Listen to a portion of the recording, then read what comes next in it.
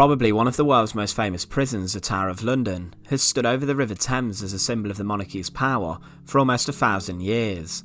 Most perceive it to be an impenetrable fortress where there is no means of escape.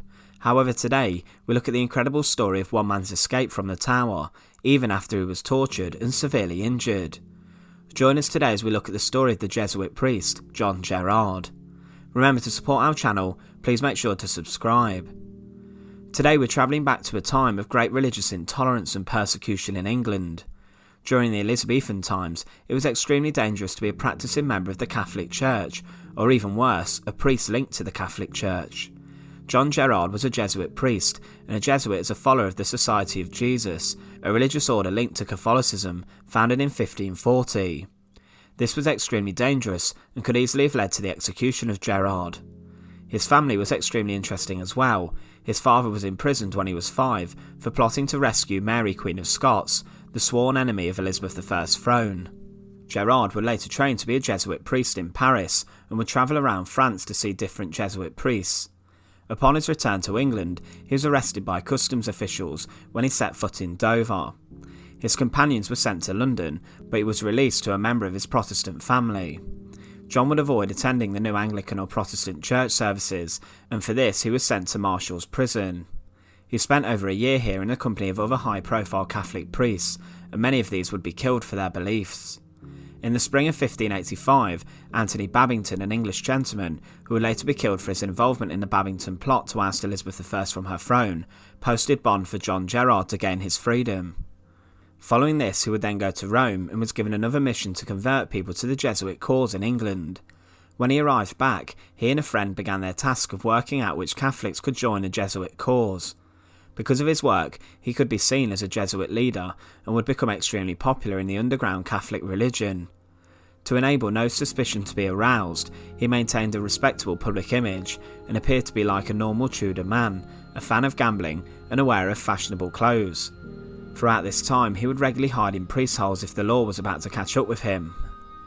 John Gerard would finally be captured in London on the 23rd of April 1594. He was tried and found guilty of religious crimes. He would be sent to the Clink prison in London, and here he would still be able to meet with imprisoned Catholics. Because of this, he was transferred to the Salt Tower in the Tower of London. Whilst at the tower, he would be brutally tortured, often being suspended by his wrists for hours in the hope they would confess to treason, give up information, and be put to death.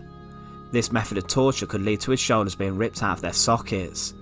Whilst this happened, he would never give up any information, even despite being threatened with the more brutal rack. During his time at the tower, he met fellow Catholic prisoner John Arden, who was imprisoned due to his involvement in a plot against the government. Gerard was held in the Salt Tower, and Arden nearby in the Cradle Tower. Between these two towers was a garden. Gerard would realise that the Cradle Tower was close to the outer wall and overlooked the moat.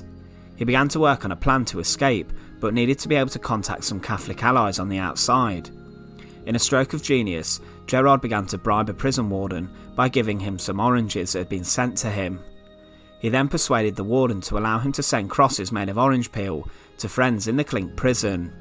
Gerard would send a charcoal written letter with the crosses, but cleverly would then write a second letter in orange juice on the same paper. Once the juice dried, it became invisible and could only be read when heated. This letter was then wrapped around the orange peel crosses and smuggled out of the tower, being delivered to an old and loyal servant of Gerard's, Richard Fulwood.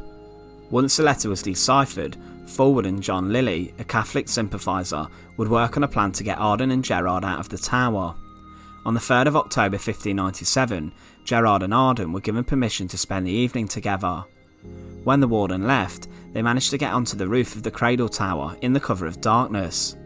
They then spotted a boat of 3 men approaching the walls.